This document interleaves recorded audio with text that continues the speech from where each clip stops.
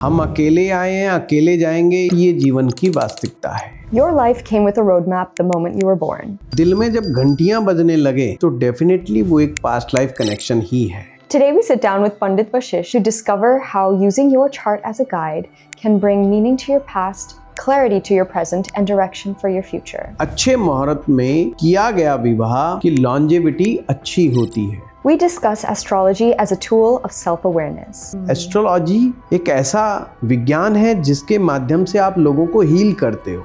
What's most important is understanding the qualities you need in a partner and finding that energetic match with someone else. अगर लड़का ऐसा है जिसका mindset है धन कमाने का, ग्रो करने का, तो लड़की भी ऐसी होनी चाहिए। Today I'm not as interested in finding out what's going to happen, but rather what can I do in this present moment to be the most grounded and aligned as possible.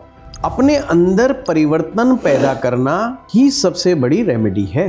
Because after all, our own agency and free will is our most powerful tool. और अगर कोई व्यक्ति अपने शादी का फैसला तब लें जब ये प्लैनेट्स फेवरेबल नहीं। आज मैं आपके दर्शकों के लिए एक बड़ा प्यारा सूत्र बता के जाता हूँ। Hello and welcome back to another episode of Ask the Expert. Today I am very pleased to have a return guest on the episode, Pandit Vashish. Welcome. नए साल के शुरुआत में बहुत लोग प्लान करते हैं कि इस साल हमारे क्या गोल्स रहेंगे, तो क्या आप बता सकते हैं कि हम क्या उम्मीद रख सकते हैं इस साल अलग अलग राशियों के लिए? देखिए चंद्रा जी, ये जो ईयरली प्रेडिक्शंस होती हैं according to the astrology total fake है। Really? इसका अगर किसी व्यक्ति को अपने नेक्स्ट ईयर के बारे में समझना चाहता है तो बेटर है कि उन्हें अपने पर्सनल चार्ट को लेकर के किसी एक्सपर्ट से मिलने जाना चाहिए। अच्छा। बजाय कि ये जो हमारे टीवी चैनल्स पे या यूट्यूब चैनल्स पे ईयरली प्रेडिक्शंस होती हैं, अगर मैं सच मायने में कहूँ तो ये प्रोबेबिलिटी के सिद्धांत पर ज़्यादा है। आप 10 प्रेडिक्शंस कीजिए, बेशक आपको एस्ट्रोलॉजी का ए भी नहीं मालूम है, वो कोई मैटर नहीं करता। आप कहिए कि हिंदुस्तान में इस बार एयरप्लेन क्रैश होगा, साल में 13 से 14 एयरप्लेन क्रैश हो जाते हैं, तो वो हो जाएगा, होना ही है। कोई बड़ा नेता जिसकी डेथ होगी, अब वो बताते तो है नहीं किसकी होगी, इतने बुजुर्ग नेता हैं हमारे देश में, किसी ना किसी की डेथ होती ही है।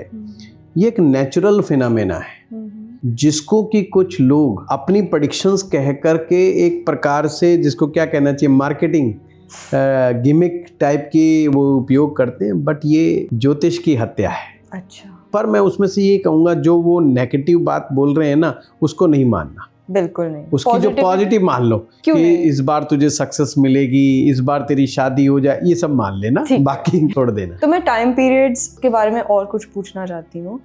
क्या किसी इंडिविजुअल के चार्ट में कुछ ऐसे टाइम पीरियड्स हैं जिसके अंदर इंसान को बड़े फैसले करने चाहिए? फॉर एग्जाम्पल अपना लाइफ पार्टनर का चुनाव या फिर शादी का भी टाइम, क्या ये भी आपके चार्ट में नजर आ सकता है?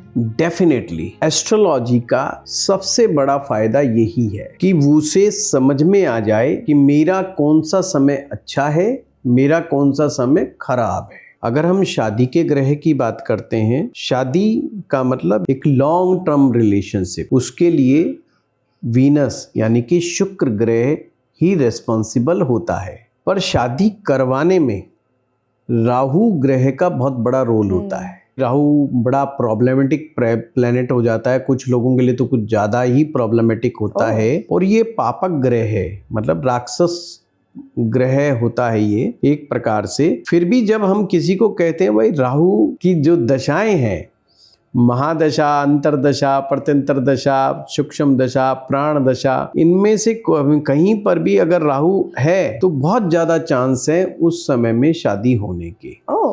इसी प्रकार से राहु है जैसे, वैसे ही केतु भी उसमें बड़ा अच्छा रोल निभाता है।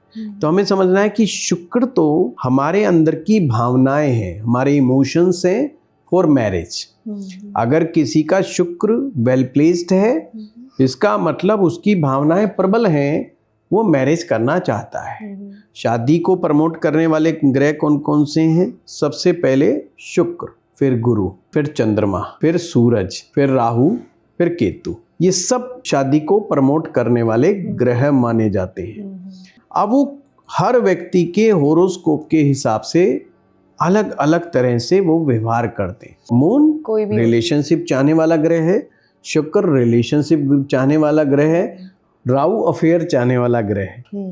हमारे देश में प्रेम शब्द सबसे उपयोगी है कि हम रिलेशन को प्रेम के दृष्टिकोण से देखते हैं। प्रेम भी दो प्रकार का है। एक प्रेम है सात्विक प्रेम, शुद्धता है उस प्रेम में। जैसे एक व्यक्ति अपने भगवान से प्रेम करता है, एक माँ अपने बच्चे से प्रेम करती है, इसी प्रकार कोई लड़का किसी लड़की से या लड़की लड़के से प्रेम कर सकती है, शुद्ध प्रेम। और एक होता है आकर्षण वाला प्रेम, सिर्फ अट्रैक्शन है, लव नहीं है।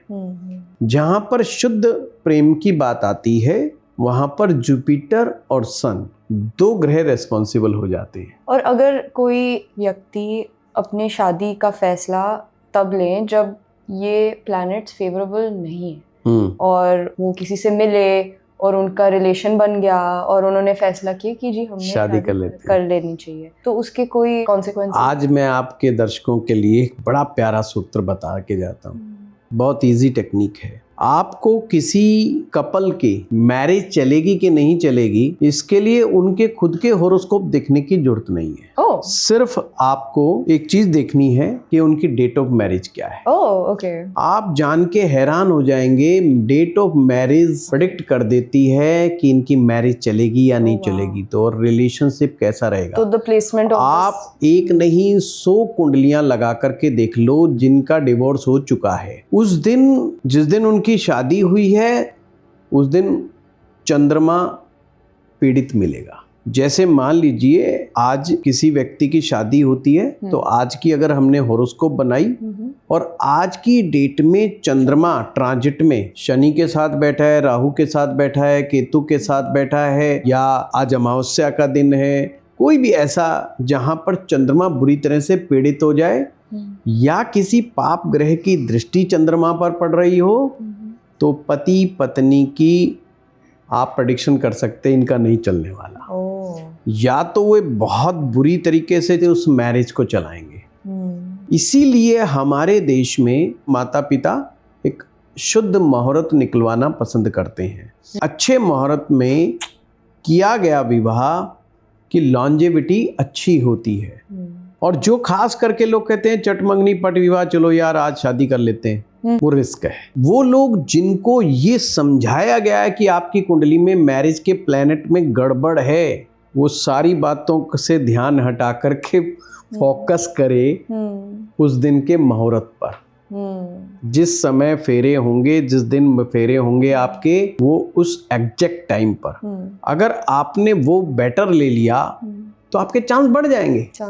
इसलिए आपने सुना होगा दो तरह की धाराएं हमारे समाज में चलती हैं कि अरे हमारा देखो कोई कुंडली नहीं मिलाई या कुंडली मिलाई थी, पंडित जी ने कहा गुण बहुत कम मिल रहे हैं, मात्र 18 नंबर पे ही मिल रहे हो, ये कोई बहुत बेटर मैच नहीं है, पर हमें 20 साल हो गए, हमें 30 साल हो गए, हमारी मैरिज तो अच्छी चल रही है। अगर हम उन लोगों की डेट ऑफ मैरिज का उस दिन का चंद्रमा की पोजीशन देखें तो बेटर मिलेगी। इसलिए 18 गुणों पे या 19 गुणों पर भी उनकी मैरिज लाइफ अच्छी चल रही है। जिन लोगों के बारे में ये प्रेडिक्शन थी कि भाई आपके तो 32 नंबर्स मिल गए आउट ऑफ 36, तुम्हारे तो मैरिज बहुत अच्छी चलेगी, और वो डिवोर्स लेने के लिए तैयार बैठे हुए हैं या उनका डिवोर्स हो गया है। सो दैट्स इंटरेस्टिंग बिकॉज मतलब कितने लोग कुंडली मिलाते हैं और वो फैसला करते हैं कि चलो कुंडली मैच नहीं हो रही है तो नहीं करनी चाहिए शादी, बट आप कह रहे हैं कि दोनों इम्पोर्टेंट है। दोनों इम्पोर्टेंट है। कुंडली मिलान करने से हमें मोटा मोटा आइडिया हो जाता है कि हमारे किस एरिया में प्रॉब्लम है।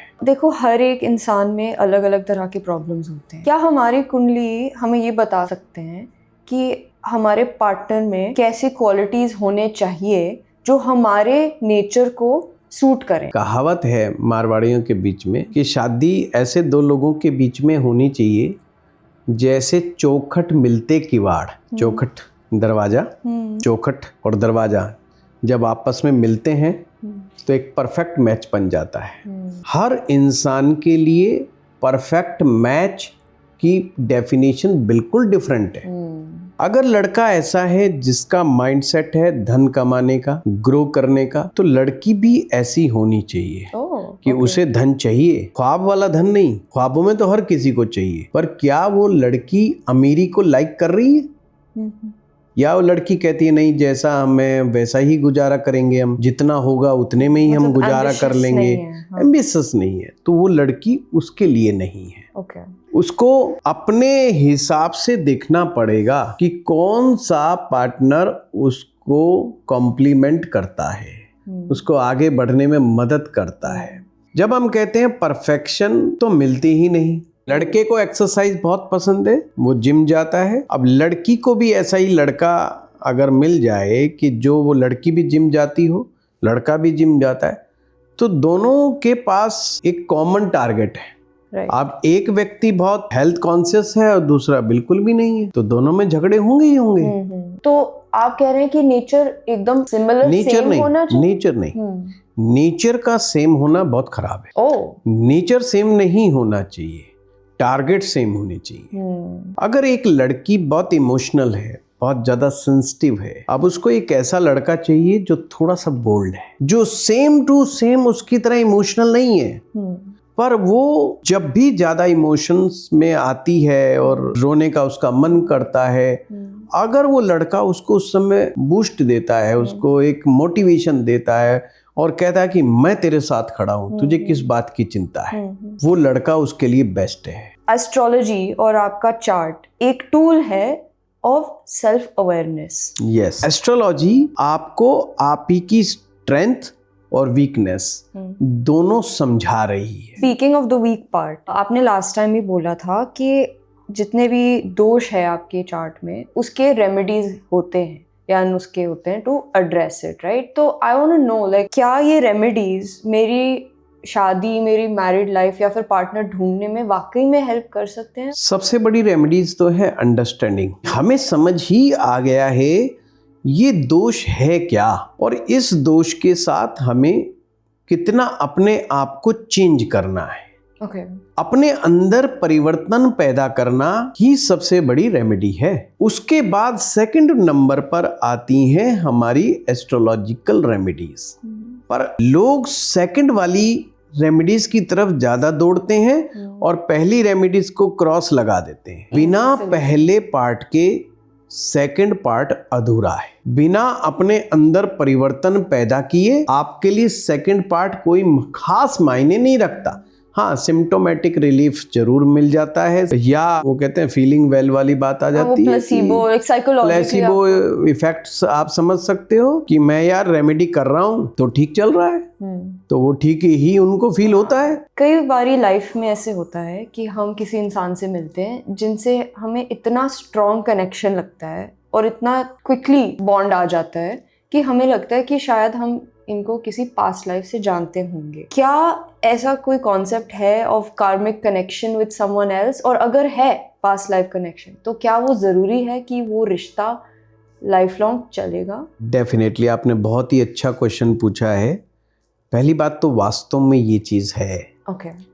अचानक से मिले और अचानक से कुछ, वो कहते हैं ना दिल में घंटियां बजने लगी, वो दिल में जब घंटियां बजने लगे तो डेफिनेटली वो एक पास्ट लाइफ कनेक्शन ही है। बट क्या उससे शादी करना ये जरूरी है? बिल्कुल जरूरी नहीं है। 90% केस में तो वो घटना घटती ही नहीं है शादी वाली। ओके। सिर्फ वो जीवन में आते हैं, कुछ समय तक वो कहते हैं कर्मा रिसेटल करते हैं और वो चले जाते हैं। हमारे पास बहुत सारे केस होते हैं। लड़का कहता है जी मुझे लड़की ने छोड़ दिया, लड़की कहती है मुझे लड़के ने छोड़ दिया, मुझे धोखा दे दिया, तो बहुत एक दूसरे को चाहते थे, ऐसा क्या हो गया, हमें तो समझ में ही नहीं आया, ऐसा तो कोई बड़ा इशू भी नहीं हुआ हमारे बीच में, अब संपर्क ही नहीं रखना चाहते हमारे साथ, ऐसा क्या हो गया। ये सब पास्ट लाइफ का कर्मा था जो आपको अपना गणित रीसेटल करने के लिए आया था। अक्सर एक योग होता है जिसमें ये माना जाता है कि आपने पिछले जीवन में चीट किया है किसी को, अब वही सॉल आकर के आपको इस जन्म में मिलती है किसी ना किसी रूप में और वो आपको चीट करती है। इसे ही हम कहते हैं भाई कर्मों का भुगतान हो रहा है। तो डेफिनेटली जो भी हमारे जीवन में है इनसे सभी से हमारा एक कार्मिक कनेक्शन है, चाहे वो मैरिज पर्पस से हो या हमारे भाई बहनों के रूप में हो या हमारे फ्रेंड्स के रूप में हो। कोई फ्रेंड हमारे जीवन में आता है स्कूल में, कोई आता है कॉलेज में और कोई आता है जॉब में। कुछ लोग बहुत लंबे समय तक टिके रहते हैं बड़े पॉजिटिव वे में, और कुछ लोग आते हैं और इतना प्यार जताते हैं कि लगता है कि पता नहीं कितने बरसों बरसों से हमारे संबंध है, और जब भागते हैं तो ऐसे भागते हैं कि गधे के सिर पे से सींग। On a very popular concept जो अभी आजकल समाज में चल रहा है, और वो है न्यूमरोलॉजी जी। तो कितनी बारी हमें कहा जाता है कि आप जिससे शादी करोगे उनका नाम आर से स्टार्ट होगा, या फिर उनका डेट ऑफ बर्थ 6 होगा, इतने लेटर्स होंगे उनके नाम में। क्या आप इसके बारे में कुछ बता सकते हैं, और हमें उसको कितना सीरियसली लेना चाहिए when finding a life partner? मैं बिल्कुल बता सकता हूँ। ओके। बहुत अच्छा टाइम पास है।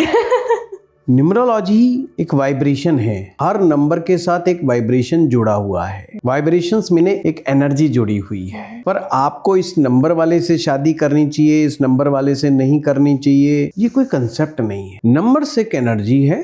अगर मैं 3 नंबर का आदमी हूं तो इससे मुझे मेरे बारे में ये पता चल सकता है कि इसकी काफी हद तक लाइकिंग्स किस लेवल पे है, किस लेवल पे नहीं है। पर हाँ, नाम बदल देने से, मोबाइल नंबर बदल देने से, मकान नंबर बदल दें, ये कुछ नहीं होता है।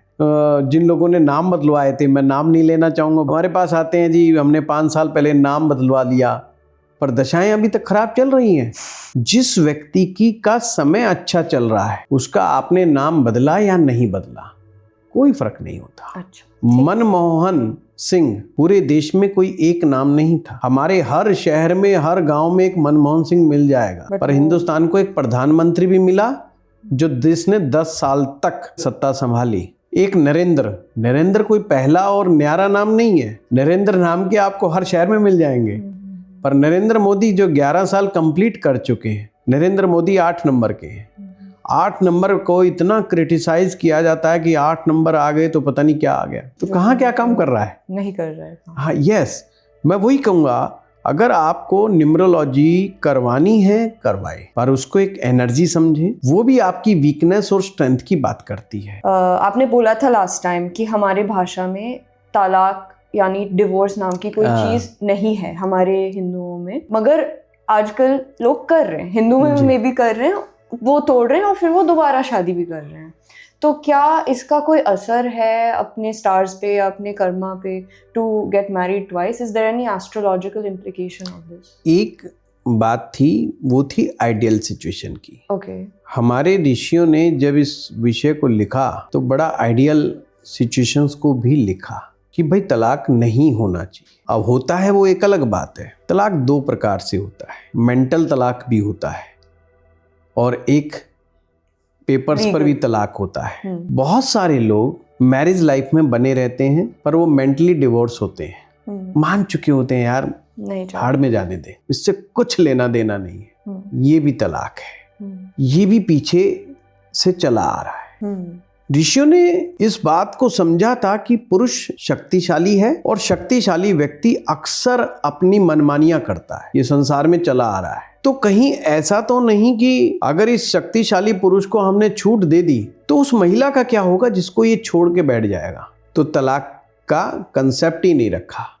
मैं इसको एस्ट्रोलॉजी के आईने से बताऊंगा। शनि, राहु, मंगल और केतु, ये 4 ग्रह ऐसे हैं जो सेपरेटिव नेचर के होते हैं। जब भी किसी कपल के जीवन में इन 4 ग्रहों का इंपैक्ट बढ़ जाता है तो उनमें सेपरेटिव इश्यूज आ जाते हैं। इसी प्रकार से हमारी जन्म पत्रिका का 6ठा भाव, 8वां भाव और 12वां भाव, ये 3 हाउसेस के लॉर्ड्स, इनकी जब जीवन में दशा आती है तो भी सेपरेटिव इश्यूज हो जाते हैं। अगर कोई कपल उनको टैकल कर गया तो तलाक नहीं होगा, अदरवाइज तलाक हो जाएगा। कुछ लोग बाय बर्थ सेपरेटिव माइंडसेट के होते ही हैं, वो किसी के साथ भी आ जाओ वो लॉन्ग टर्म नहीं चल पाएंगे। अगर किसी का बैड लक है कि उनको वो वाला व्यक्ति मिल गया तो उसका बेचारे का क्या कसूर हो। तो अगर किसी के चार्ट में ये नेचर है तो क्या उस इंसान को शादी करनी चाहिए, किसी और को उस पोजीशन सिचुएशन में डालनी चाहिए? करेगा तो है, वो मानेगा तो है नहीं। क्योंकि कोई इंसान ये नहीं मानता कि मेरे अंदर नेगेटिव ट्रेट्स हैं। नार्किसिस्ट आपने सुना होगा, उसके साथ एक ही तो दिक्कत है, उसके साथ कोई दिक्कत नहीं है, सारी दिक्कत दूसरों के साथ है। क्या नार्सिसिज्म भी चार्ट में दिखाई दे सकता है? देखना बहुत इजी है, सो इजी। तो क्या आप कुछ केस स्टडीज बता सकते हैं? 25 साल मैं हो गए मुझे ज्योतिष करते हुए, 20 साल हो गए मुझे ज्योतिष सिखाते हुए। मैं एक केस बताता हूँ। एक व्यक्ति आते थे हमारे पास, 50 साल की एज थी। वो आते थे, वो अपनी वाइफ की हेल्थ को लेकर के बड़े चिंतित होते थे और वो हमेशा ऐसा दिखाते थे कि जैसे वो वाइफ से बड़ा प्रेम करते हैं और वो वाइफ के लिए बड़ी रेमेडीज वगैरह पूछते थे, और वो कभी अपना होरोस्कोप नहीं दिखाते थे। और एक बार उन्होंने अपना होरोस्कोप दिखा बैठे तो वो जल्दबाजी में थे और उन्होंने अपना होरोस्कोप दिखाया। उस दिन ऐसे ही डिस्कस हो गई तो मैंने कहा थोड़ा सा सावधान रहें कि आप दूसरी महिला के संपर्क में मुझे लग रहा है कि आप हैं, तो ये चीज़ ठीक नहीं है। उस दिन उन्होंने कहा यस, वो तो पिछले 12 सालों से हैं और उससे उनका एक बच्चा भी है। Oh my God. तो मैं बड़ा सरप्राइज था। Right. एक श्रीलंका के बहुत जाने माने क्रिकेटर रहे, मैं नाम नहीं लूँगा क्योंकि बड़े फेमस रहे हैं। हुआ क्या कि उन्होंने जब अपना दिखाया तो मैंने कहा आपके 4 मैरिजेस का योग है। उनका एक फ्रेंड साथ में था, उन्होंने कहा नहीं इनकी 3 शादी हैं। बोला 4th नहीं है। मैंने कहा नहीं, यहाँ पर बड़ा स्ट्रॉन्ग इंडिकेशन मिल रहा है। तो उन्होंने कहा नहीं, यस मेरी 4 मैरिजेस हैं और 2 के साथ मैं अभी भी हूँ, 2 मैंने छोड़ दी हैं, जो 4th किसी को नहीं पता है, वो सीक्रेट मैरिज है और उससे 2 बच्चे। Oh, wow. मैं बड़ा सरप्राइज हुआ उस समय 2010 में। तो हम कहते अरे वाह ऐसा भी होता है। कोई ऐसा केस आया जिसमें आप लड़की के चार्ट या उनके व्यवहार से सरप्राइज हुए थे? महिलाएं तो हमेशा सरप्राइज देती रहती है। मेरा एक मानना है चंद्रा जी की महिला के केस में मैं उनकी चीज़ों को जब तक मैं रिवील नहीं करता जब तक वो नहीं चाहती।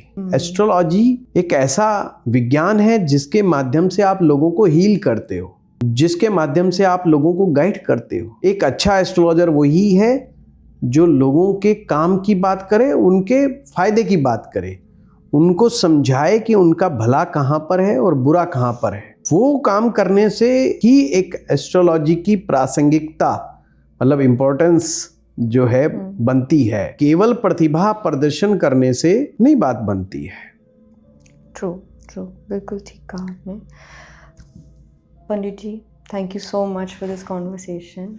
हमें बहुत कुछ आज भी सीखने को मिला आपसे और आगे भी उम्मीद है कि हम आपसे दोबारा और कुछ क्वेश्चंस पूछेंगे, मगर आज के लिए मेरे इतने ही सवाल थे। तो thank you so very much for coming and we hope to see you again soon. Okay. Thank you so much for watching another episode of Ask the Expert. If you enjoyed this video, do be sure to hit subscribe, share it with your friends, and leave in the comment section below what more questions you'd like for us to ask Panditji next time. We'll see you in the next one. Bye!